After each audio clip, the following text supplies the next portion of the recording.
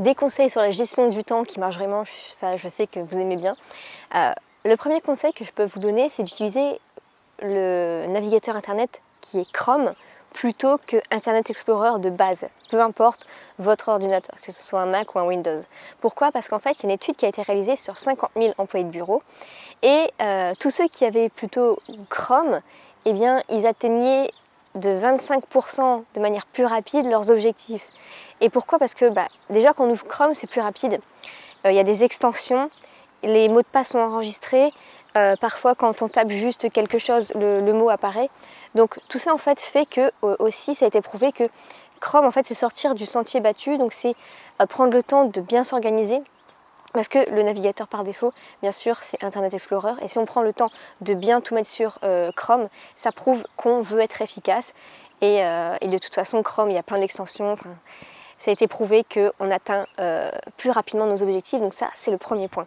Le deuxième point, c'est qu'en fait, de finir toutes les tâches que vous avez pas encore achevées, parce que c'est ce qu'on appelle l'effet Zeigarnik.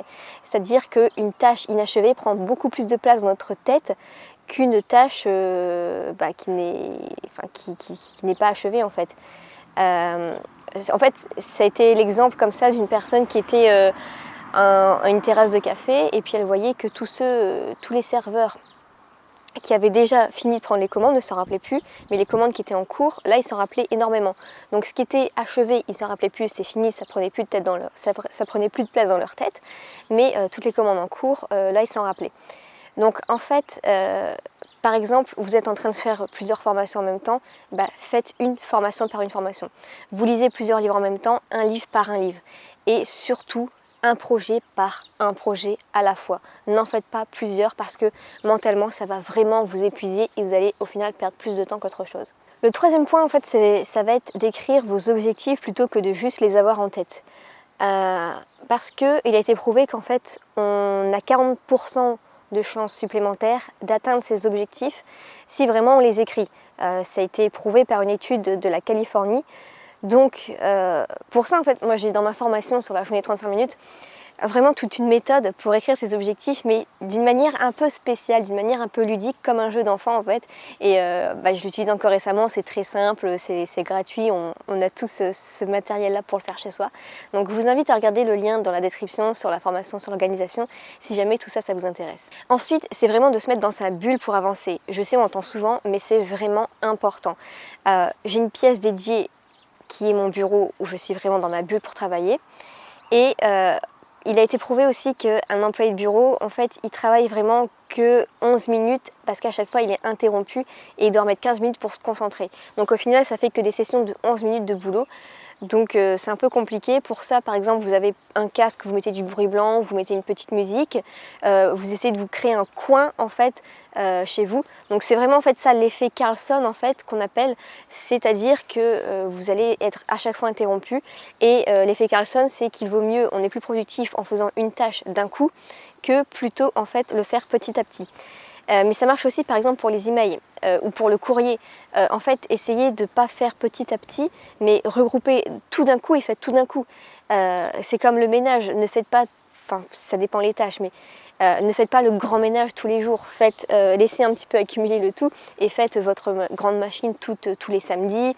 Vous allez comme ça avoir des routines pour faire tout d'un coup parce que vous êtes plus efficace, vous allez tout prendre d'un coup, tout faire d'un coup, vous êtes plus concentré. Cinquième point, ça va être là de se chronométrer en fait sur les tâches qu'on réalise.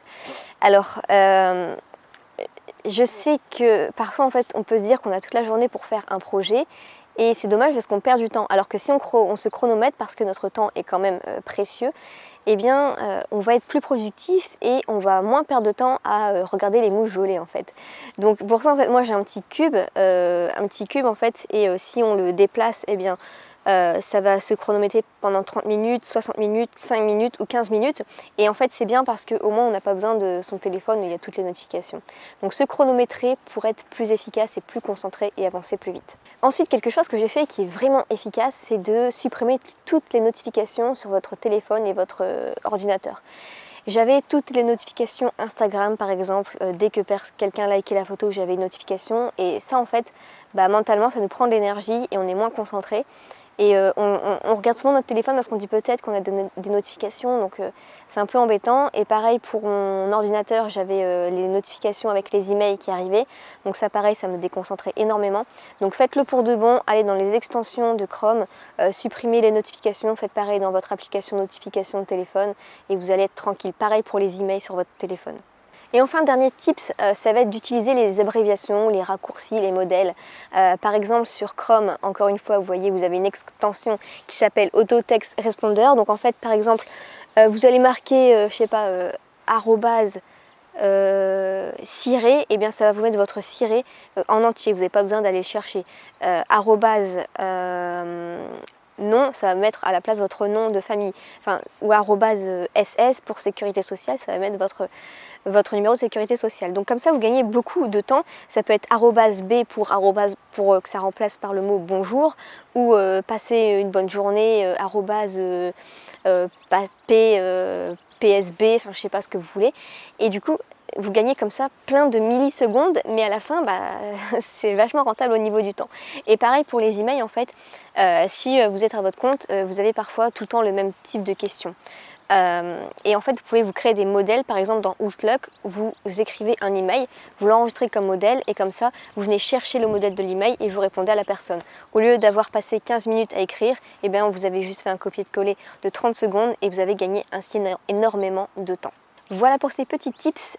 Si jamais vous en avez d'autres, ça serait intéressant de les partager en dessous, et allez voir la formation sur l'organisation que j'ai créée à cet effet. Le lien se trouvera juste en description. On se retrouve dans une prochaine vidéo. Ciao!